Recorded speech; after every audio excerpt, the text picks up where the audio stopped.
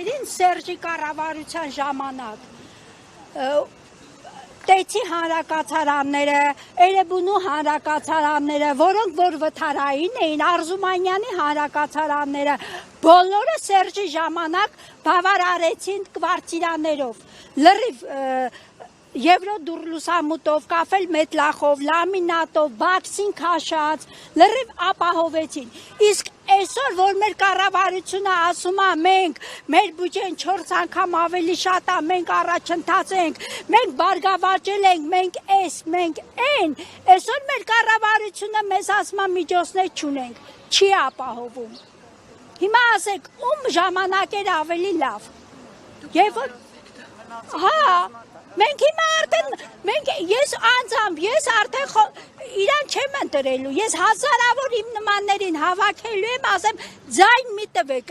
քանի 100 ընտանիք ապրում է երկու շենքում, թլվում է ու ոչ մեկը իրան ձայն չի տա, ու իրանց ազգականներն էլ ձայն չեն տա։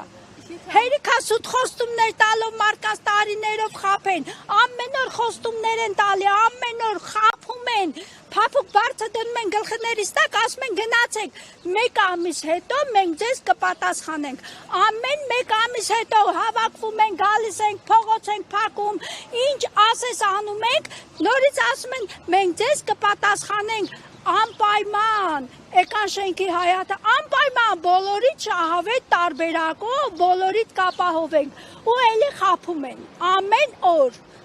սուտլիկ ոսկանի կառավարությունն է։ Եթե ամեն դեպքում ամսի 15-ին կրկին արձագանք չստանեք, ինչ եք պատրաստվում անել։